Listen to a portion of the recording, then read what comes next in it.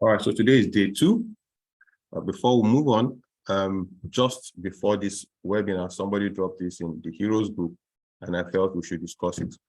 Right? Evidence gives you confidence. For each of the strategies we'll be discussing here, it is your duty to research that strategy. Most times when I have to teach a strategy, I'll tell you how I arrived at the strategy. So you need to research that strategy. It is your duty to backtest. Unfortunately, we'll not be talking about backtesting in this this series of lectures, but we've talked about backtesting before. I'm sure if you do some search on our YouTube channel, you'll find something on backtesting. Backtesting gives you a fair idea of what the strategy will do to your live account when you begin to trade it. Most people who teach one strategy, myself inclusive, there is a tendency for people who teach a particular strategy to cherry pick. And by cherry picking, they look for a chart that helps the strategy look nice. And most people who teach strategies will paint their strategies as very good, which is one reason why you might want to leave your old strategy and embrace the new one, because you have this feeling that the strategy is good, or at least better than the one you've been trading. We'll find out that this is false, that a strategy that is good for you might not just be good for someone else because of the person's personality, and that a strategy may look good on paper, but then when you execute it flawlessly, it could turn deadly to your account. The next thing you want to do is demo trade the strategy. Every new strategy should be demo traded. The reason why you need to demo trade a strategy is it helps you get familiar with the strategy, and then you adapt to the workability of the strategy. You get to know if the strategy is something you can execute. The strategy entails that you wake up 6 a.m. and then it has a wonderful result, but the exigencies of life will not make you to be able to consistently wake up 6 a.m. It means that strategy can't work for you, right? So you get to see that when you are demo testing to see how you fit with that strategy. Then and then only should you go ahead to live test the strategy by trading it on perhaps a smaller account or your live account. Do not skip any of this. Today we'll be discussing the high probability, low risk. We call it Hplr. We'll be looking at the signature trade setups that come from this strategy. And over time, we've done some modification on this strategy. I'll be discussing it in 3 phases or perhaps 4. The first one is daily setups, where you look for setups on a daily basis without any bias. So you're just coming to the chart and you're looking at the chart and deciding, if it does this, I'm going to buy. If it does this, I'm going to sell. You are not bothered about the higher time frame bias, the overall bias of that particular pair. That is one way to look at it. It has its pros and it has its cons. There are certain times of the year where the strategy is profitable, and some other times it will hurt your account badly. The second part is where you look for daily setups, just like we do in the first one, but this time you are putting a higher time frame bias to it. And you could also have a twist, a B part of that particular thought pattern, where you pick a single trade at the first bias change, or daily continuation trades. I will explain what that means. And the third way you could trade Hplr is where you take daily setups with bias, but this time you decide to take what we call RCE, retracement continuation entries, in line with your trade bias. So I'll be going now enough of theory. Let's go to the charts and see exactly what we're talking about. Okay, so here I'm on a chart, and Here we have a chart of AUD USD. But before then, let me just go to paint and give you a brief of the chart. So what we want to see is that we want to see some fixed points in the past, right? One of them is the dead season, which we call the ACR season. We want to see that part. This part is going to be called the Asia high, and this part is going to be called the Asia low. By extension, we want to see another point called yesterday high or yesterday low. But for today's discussion, we will not look at yesterday high or yesterday low. So we'll make it pretty simple for now. We'll just look at Asia high and Asia low. That's what we want to see. Now, we want to see if we want to sell, we will want price to go down first. Sorry, if we want to sell, we want price to go up first, and then we sell. And when it goes up, we want it to breach this Asia high. So for a sell scenario, this is what we want. These are Asia. We want price to tick upwards after Asia close. It will tick upwards, sorry, after Asia close. We want price to tick upwards, take out this Asia, and then sell. That's what we want. In a buy scenario, we simply want price at the end of Asia, obviously. We want price to tick downward, take out this Asia, that is, go up below it, and then we buy. That is what we want to do for a buy. It's pretty straightforward, right? And like I said in the instances here, we're going to look at the very first one, where we look at daily setups without bias. So let's look at price today. Today is 30th, and I believe that is Tuesday. So if you can, as you can see right here, what we have, and I'm doing this on 30 minutes time frame. You can do this on 15 minutes. You can do this on lower time frames. The lower you go, the more the setups you have, the more losses you would also have. But remember, losses doesn't mean that you lose your account. The more losses you have, but the more the win RRR, risk reward ratio, right? Because I'll give you an example with today's chart, for instance. So here, these dotted lines here show Asia high, and these ones beneath show Asia low. So again, I'll annotate. Here we have the Asia high, these dotted lines, and here we have Asia low, these dotted lines, right? This is Asia itself, this shaded area, and this is the beginning of when we assume that equity opens, the equity market opens. So if I want to look for a sell, again, remember, I am looking for daily setups without bias. So I just wake up, I don't have any bias for today. I just want to trade. I'm going to wait for them to take out the Asia high, which they did on this candle. Once they take out that Asia high, I will wait for the highest bullish candle, and I'll wait for price to close beneath it.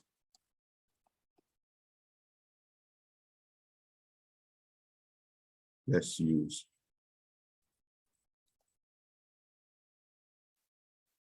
I'll wait for price to close beneath it. See, price closed beneath it in this candle. Once that happens, I'm ready to take my trade, right, with my stop loss up here. And then I take my trade.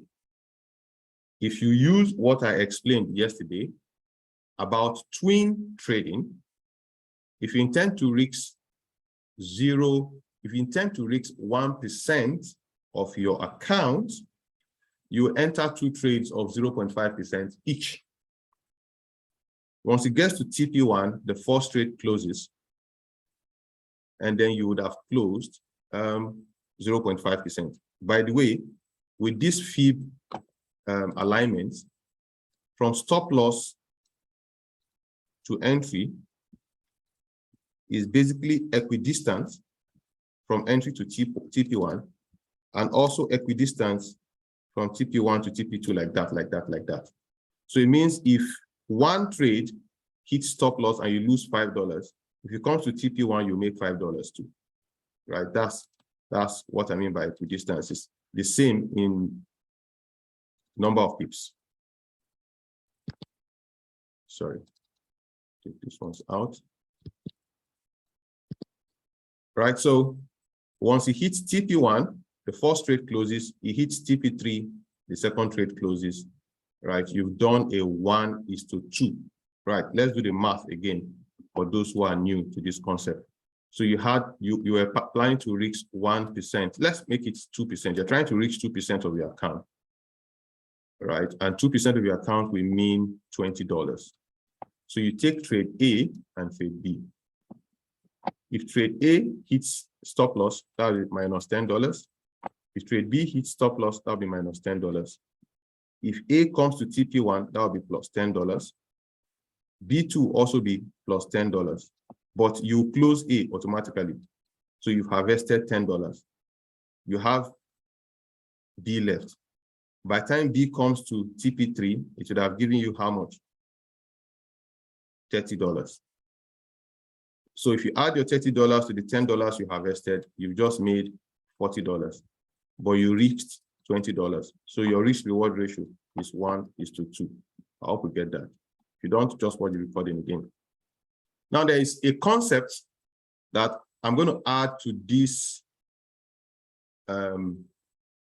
strategy, just so from experience talking with a lot of traders, just so that we remove that aspect of over trading.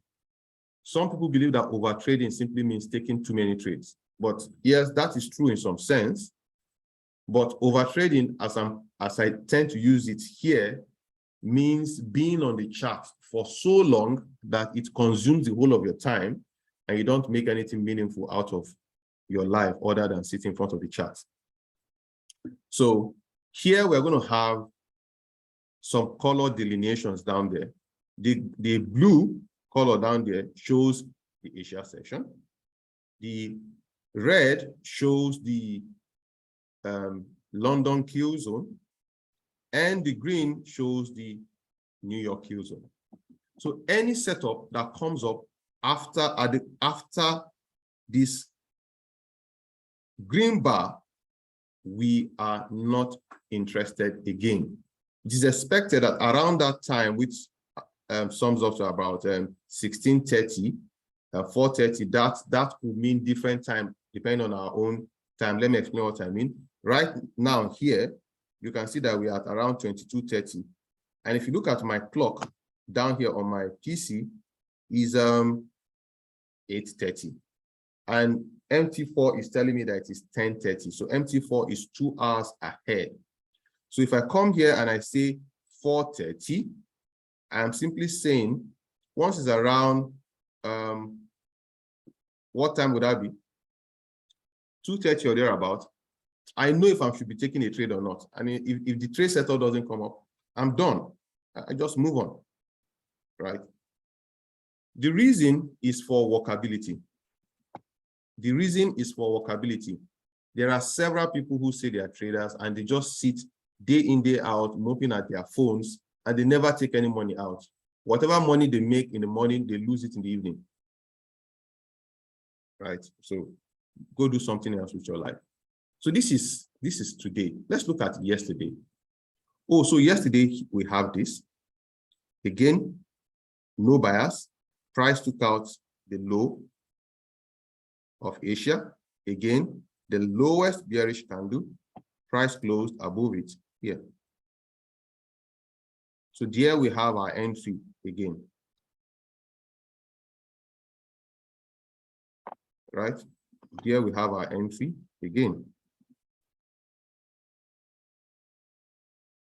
Stop loss, just ensure that this RCE aligns with the low of the lowest bearish candle, and your entry is at the tip. So you set a buy limit.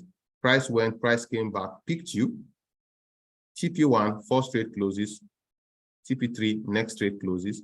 You got another candlestick pattern that closes below the highest bullish candle, but that one was happening after your kill zone. You are not interested in that trade.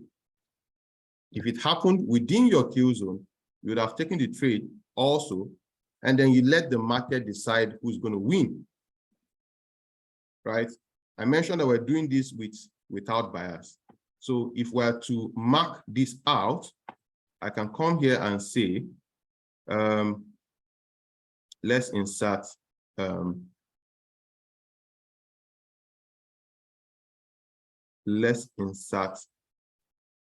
arrows. So this will be a check mark. This will be a check mark for 2 good trades. So we'll go to the next day. We're looking for any of these to happen.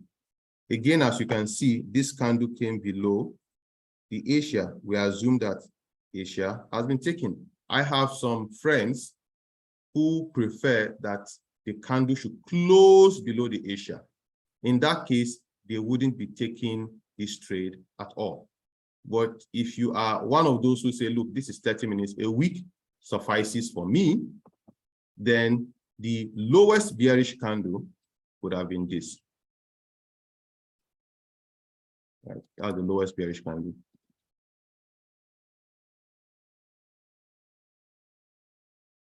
Price closed above it. It never came back to pick you. It played around. And by the time this happened, this candle closed, you were at 230. You close your pending order and take a walk, right? Once it's 230, it's like that is you've closed for the day.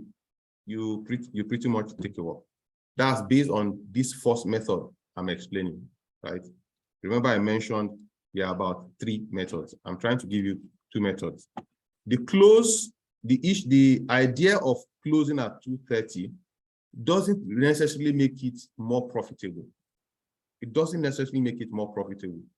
It just helps you, manage your time and do something else. Obviously, if you are a more experienced trader, you could take the trade. Let me give you an example of what I mean. If you're a more experienced trader, you could possibly take a buy here and to hit your stop loss, and then you would have lost, let's say if you're risking 1%, you would have lost 1%, but remember you made 2% before, and then you just go home with 1%, no problem, right? But I'll suggest once you hit your TP3 for a day, don't take the reverse, just take a walk, right? So this hit TP3 before you got the counter trade, just take a walk. This hit TP3 before you got the counter trade, just take a walk, right? This never give you an entry. If you want to trade after this 5, then you'd have had an entry here, and then you could have taken your trade, and that would give you another entry. But for now, I'll leave that for the experienced traders. The newbies, once it passes this time, go do something else with your time. The tendency that you get more addicted to trading when you are new is higher than when you are old. If you are old, you'd have had enough of ass whooping that you know that addiction doesn't necessarily mean more time on the chart, doesn't necessarily mean you make more money, right? So for the old guys, this would not have been an entry. This would have been an entry for your TP, but we will not mark it out, no problem. So here we have another day. Price again trades above Asia. Is a bullish candle, price never broke below it, price never broke below it, price broke below it here. So you simply would have had this scenario where price broke below, came back and picked you, hit your TP1. And once you hit your TP1, you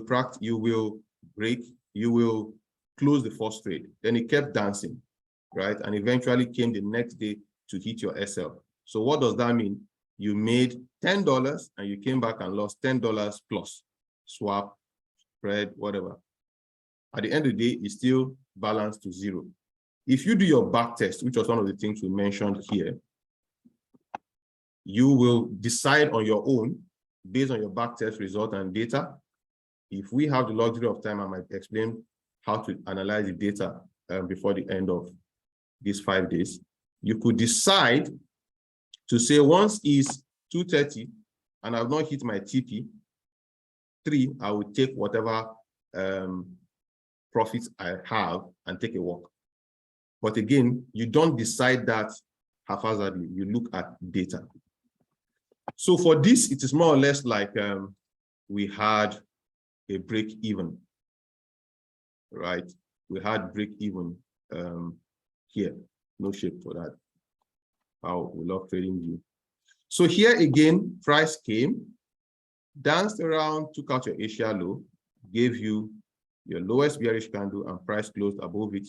That would have been your entry right there. Again,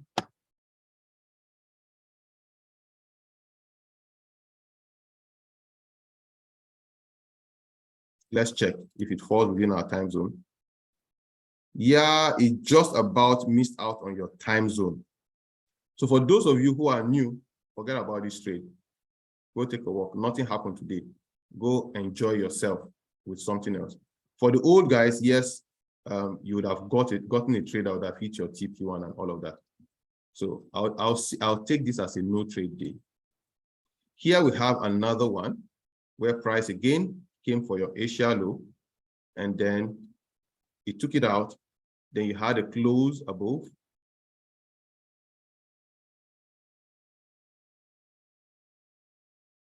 See that? It came back, it picked you, hit TP1, 4 straight closes. Depending on what you decide, after hitting TP1, 4 straight close, and as at the close of this time, it had not hit. That's when you just hit TP1. You can close everything and take a walk, depending on what you want. If you are an experienced trader and still want to hold on, well, you hold on, you go to TP2, played around, and then eventually got to your TP3 the very next day or 3 days later. Good for you. Again, we see this as a winning trade. Now, this is the one I want us to look at again. Price again pushed up to the upside. We had a close below, but by the time price was closing below, we had it was just the end of our trading session for that day, and so we are no longer interested in taking that trade. Hey, what about the previous day? Look at that. Remember, I gave you 2 variants. Some persons will say if price doesn't close above, they won't take it. So those guys will miss this trade. The guys that say, look, I just want it to weak, they will enter this trade. Right? It will hit TP1, they break even, they played around and hit their stop loss. So it's more or less like no win, no lose. Hey, what about this day? Very good. This is an example. And after this one, I'll call it a wrap on this method and we'll go to another one. This is an example of what I want to give for guys who are willing to trade without bias. Remember, first one is without bias. So here we have this.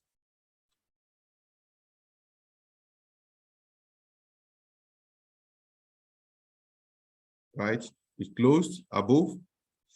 It pretty much didn't take us in. But so that I can have the ability to explain what I want to explain, it took us in. It took us in. Broke above, took you in. It hit TP1. It got to TP2. Right? Then gave you a counter setup. You have no bias now, remember. You have no bias. It gave you a counter setup, and the counter setup happened within your kill zone. So what do? You've harvested 1%. Let's say you're risking 2%. You've harvested 1% already. Then it gave you another setup. You say, oh boy, now I don't know where they want to go to. So you take that setup too. That one too gave you 1. So you now have 2% in your account. You can close shop and go away. Right? You can close shop at this point and go away. And if you do that, you would have closed 3%. Because the second trade here will still be at 1%. And this one will, in fact, both here will be at 2%. You would have closed like 4% or about. But let's say you leave it and say, look, I don't know what the market is going to do. Let them argue out. The worst case scenario that can happen, I explained it yesterday when I was showing you guys to trading. I explained the worst case scenario that can happen, and there are about 3 or 4. So here, in your kill zone, you take that trade and let it dance. It will dance, this one will hit TP1, and this comes here and hit TP3. And after the time this one is hitting TP3, this is at entry, you close all your trade. Right? So let's see if we understand twin trading. I'm going to ask some questions now. I'll paint some scenarios, and I want us to, if you are bold enough, please unmute and let us know the answer to this question. So scenario number 1, on all scenarios, you're risking 2%, just so that it's easier for us to analyze. You're risking 2%, and that means trade A is going to be 1%, and trade B is going to be 1%. So you took A and B here, trades, you got here, and it closed. You got another setup. The reason why you took this setup was because this trade had not touched TP3.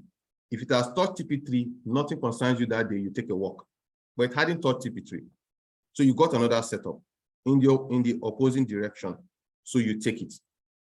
By the time that second setup hits its own TP1 here, coincidentally, it's coinciding with the TP1 too of the buy trade. That the sell trade is coinciding with the TP1 of buy trade. It doesn't always happen like that. It's just a coincidence. At that point, if you close everything, what percentage would your account have grown by? Can anybody give us an answer?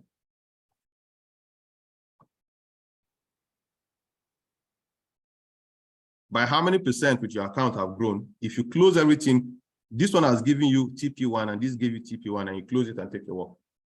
If you're risking 2% per trade, what would you have made at that point? Anybody willing to take the buy?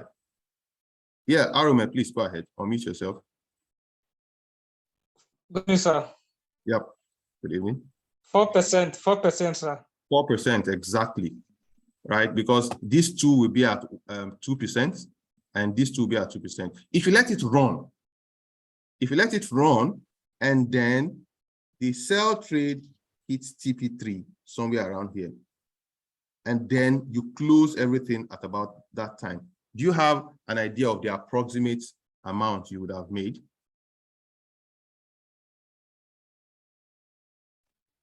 Sir?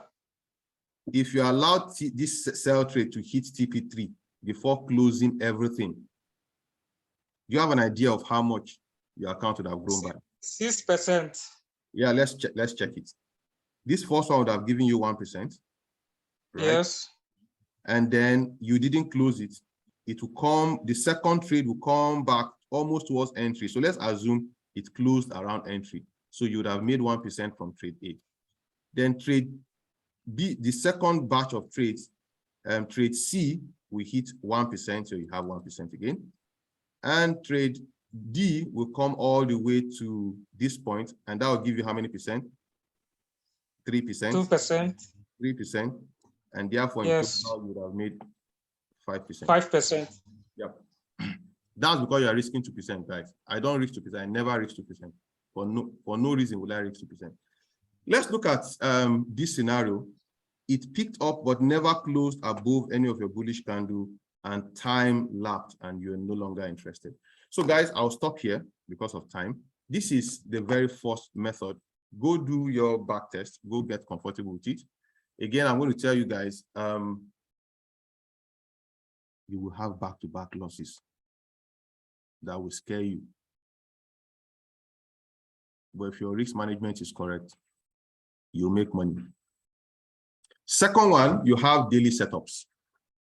But this time you decide to have a bias. So you are not just planning to go buy and sell. You are going for only buys because you feel the market today wants to buy, or you are going for only sell because you feel the market today wants to sell. Right? That is what I mean by bias. You are focused on what you want to do. Let's take out all of these objects.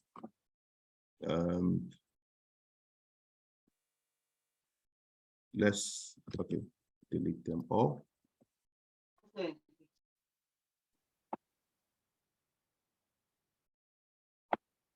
All right, so in this scenario, you want to have a bias. Now, in the Forex market, there are several ways of having biases. I mean, several ways you could develop a bias. One way that most people develop a bias, especially for those of us that do order flow, is that we look for market structure. And if you want to trade market structure, it's advisable you trade market structure on a higher time frame. So if I go to H4, if I take H4 as my higher time frame, I could look for an indicator that simply tells me that if it's red, it means I should be selling. So I could put a line here. And from this line, let me make it visible for us on a lower time frame by making it pink and extremely large. From this place, I should be looking for sales. So if I go, and the date here is 29th of August, which was practically yesterday. So based on this, if I come here on 30 minutes, I will only be looking for sales. So I would not have taken this buy, I would have missed out on it, but then I would have caught this sell. You see that? That's what that with bias does for you. Now, so you missed this buy, but you caught this sell. Simple, right? That's one way you could decide bias. The second way is market structure, right? That was what I was about explaining before this indicator distracted me. So for market structure, you are trying to see your movements, and there are different ways people do market structure. I'm missing trading view now.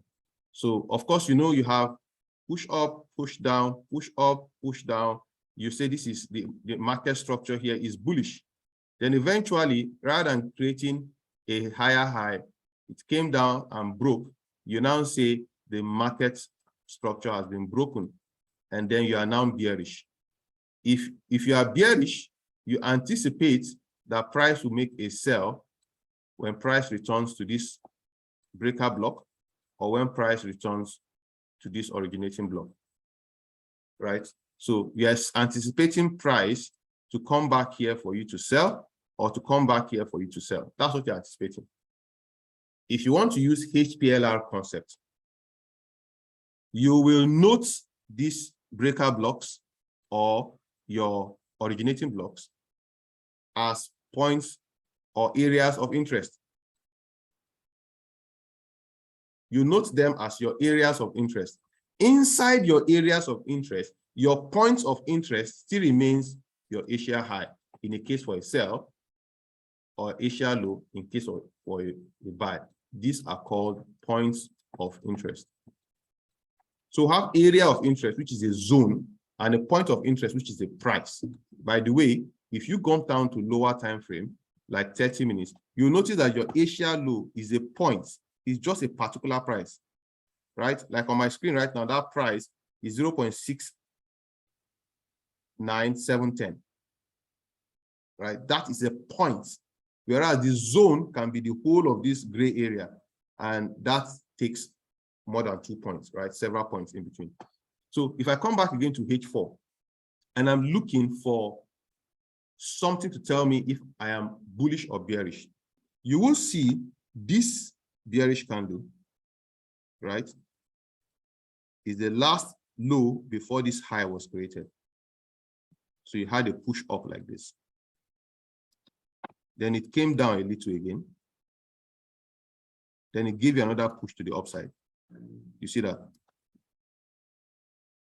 Then it broke it to the downside. Poof. Now you have a breaker. But before then, this was what it was doing.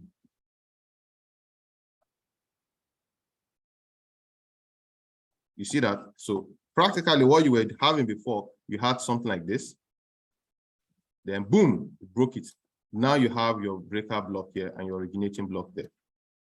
So you'll be anticipating that price is going to come back to your breaker block, which is this bearish candle, this one that was broken, or to come back to your originating block, which is this bullish candle. Whichever one. But if you are going to sell from this place, you will only be selling when it has breached your point of interest. These two rectangles are your areas of interest. So if you go down to 30 minutes now, you begin to look for price, giving you an entry in your point of interest. You see, this is your point of interest. It has taken it, then it went into your area of interest, and then it gave you a trade, and then you took that trade and you won it. Because the order flow on a higher time frame is telling you only sell. So all the things that happened here, nothing concerns you. And even this buy, nothing concerns you too. You're only looking for price at your area of interest. You choose the one that suits you best. If you've been with us in Simply Pips, we never hype one strategy over the other. What is good for the geese? Is that the right one? Or what? Let me use the one that is easy. English too much. Another man's food is another man's poison. That's just it. What is good for somebody, what is adaptable for Mr. A may not be applicable for Mr. B, right? So it is your own duty to determine which one. Do you like marking up your chart, putting rectangles? Well, that is that. But you have to talk about workability. If you decide to use this where you have rectangles, how will you know when price has gotten back to this place? How will you know? So I tell my guys that if this is the method you want to trade, then you must have a system that alerts you when price gets there. You must have a system that alerts you. So let's say this is your zone. You should be able to place a line here and set an alert, right? One easy way you can set an alert if you use MT4 is right-click just beside that line, right-click, go to trading, you see alerts, click on it, it will put this, you see that gray arrow, it has set an alert for me. And when price reaches this alert, it will give me a beep sound and a notification on my screen. Unfortunately, I'm not on my screen 24/7, so this alert is worthless to me. You have to look for another way to ensure that this thing alerts you. So let's say you have an alert system. There are some apps on Android phones that alerts you when price gets to a particular point. You just come to AUD/USD and you put this line there and you put this price rather in that particular place and you take a walk. If it takes 3 days for price to get there, it will alert you that price has arrived at your area of interest. You will now go and check if it has breached your point of interest and then begin to monitor it to trade. So you don't have to carry your phone all of the time and everybody's asking, what are you doing? You say, I'm trading. You don't have to do that. You can go learn coding. You can go learn something else. Why? Trader assistant, thank you very much. Trader assistant is one indicator you can use for alert. Thank you, Edwin. Right, so this is another way. I've explained 2 ways now. You could use an indicator, which could basically be a moving average. You could add a moving average to your chart. Not that you're trading the moving average, but you just want it to give you a bias. So let's say you have a moving average, like let's pick one moving average. Let's say you have a moving average of 200, for instance, 200 exponential moving average, right? And your idea is that if price is predominantly below it, you'll be selling. So here you'll be confused because it's like it went above it and start coming down, right? The reason why I don't practically use moving averages, right? Because they lag so much, but that doesn't mean they are not profitable.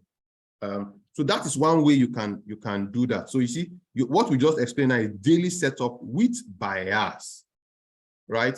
You'd notice that when we did daily setup with bias, we missed out on some counter trends.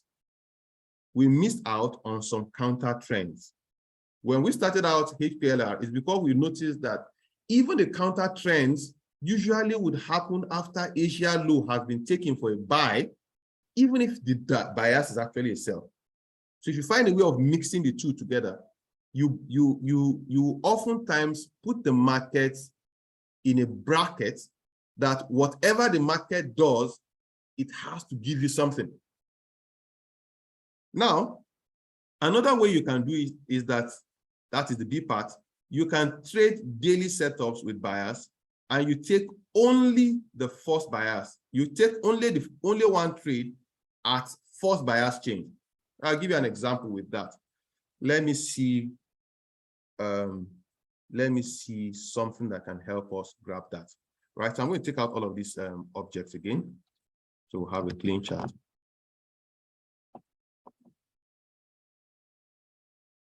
You have to have a clear picture in your mind what you want to do. If you come to the chart every day without a clear picture, you will trade anything. And if you trade anything, that is what the market wants, to take your money. So notice what has been happening here. Price went up, price came down, price went up, price came down, price attempted to go up, never really created a new high, and then broke it down. Boom. And once you broke it down, you are now bearish upon that point, right? You were anticipating price to come back up here for a sell or up there for a sell, but it never did. But now you have at the back of your mind that you are biased, that your bias is a sell, right? You have it at the back of your mind now that your bias is a sell. So let's come here. We're going to drop something here, right? After this pink line, which happened on the 16th of August, I know I am bearish, right? So I begin to look for reasons to sell. What are my reasons for selling when Asia high or low has been breached? And I'm planning to take only one. And I will explain why you want to take only one. I'll explain it, never mind. So we're going to go back to this date on 30 minutes. So I'm coming down here. And I'm going to 30 minutes to do that. See, I'm on this date on 30 minutes. I'm on this date on 30 minutes. So what's the first thing I'm going to do? Hey, look at that. It breached my Asia. And it's within my Q zones. And I have a setup. I'll take it, man. Take it. Right? And then the trade dropped. So for this, I said, you can hold it for as long as possible until you begin to see some signs of reversal. So if you held this trade, it will most likely have given you TP8 somewhere there. Again, it's most likely. Some people would have continued holding it, thinking to give them TP20 so that they can finally buy their Lamborghini, and then price will change and they don't make anything. I believe you should have structured ways. So I have one of my friends, we call him Prof. What he does is that he looks at the weekly ADR of that pair. The weekly ADR of a pair. So there's an indicator you can call up, it's called ADR. You call it up, you go to the weekly time frame and you look for the weekly ADR. The weekly ADR is average weekly range, right? Average weekly range. So let's say a particular pair will averagely move 200 pips per week, right? And let me explain what I mean by that. Some pairs will start like this at the beginning of the week. This is Monday.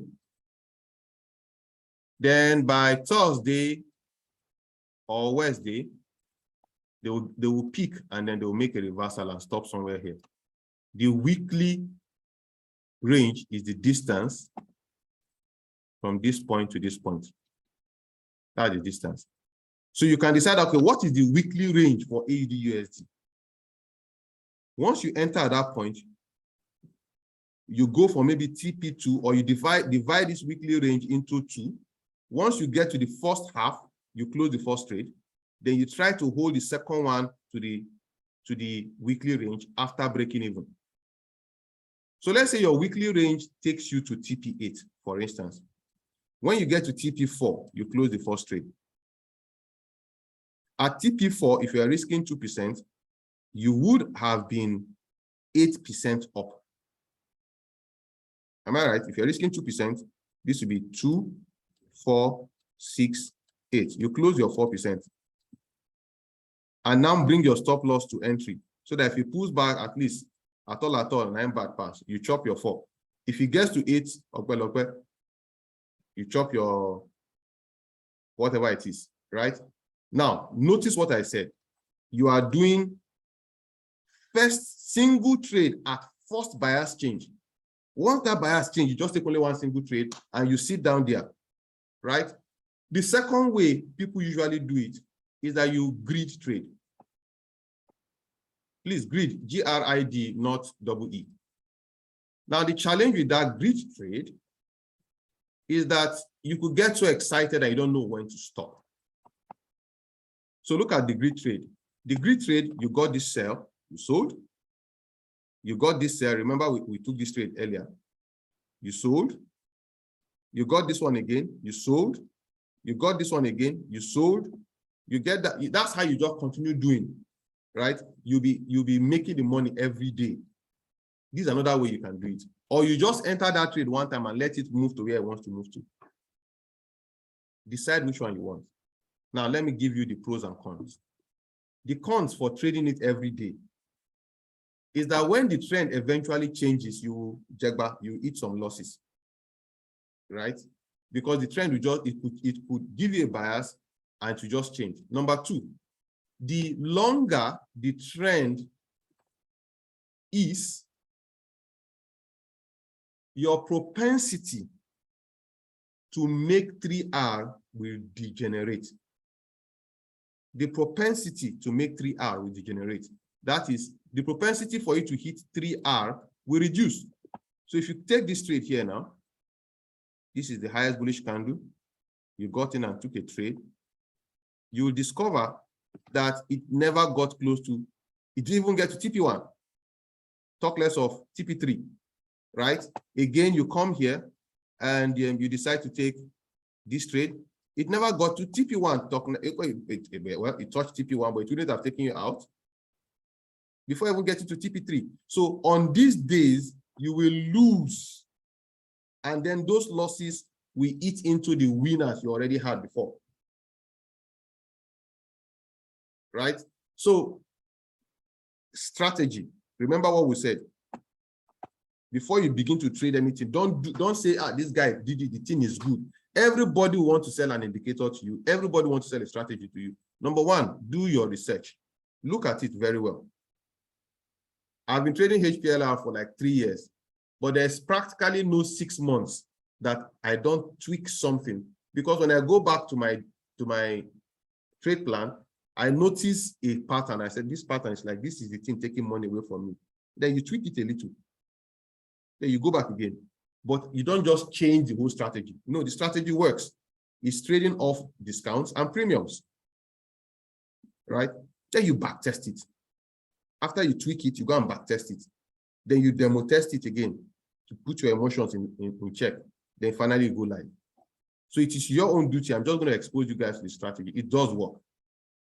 Right, so I've given you 2 ways of doing this, where you can take it from the weekly or one trade upon the first change of bias. You hold on to that trade and you eat it for the weekly ADR or the weekly range.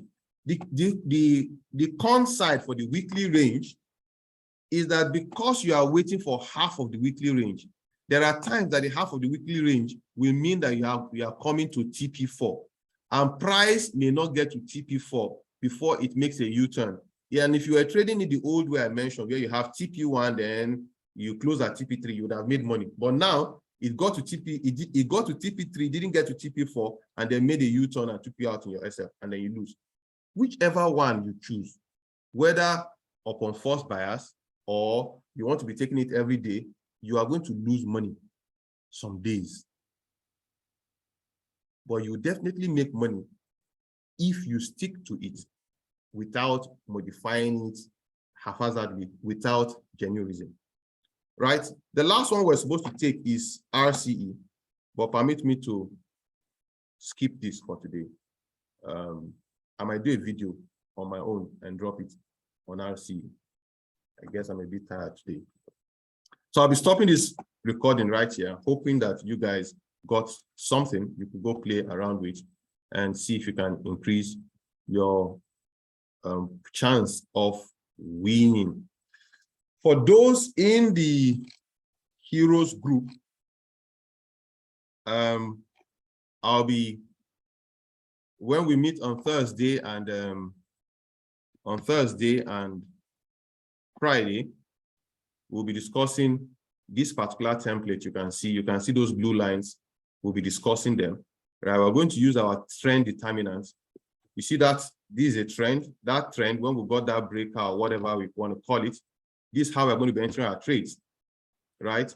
We will not use Asia low or high. Our own is going to be a point, and the point is going to be this blue line.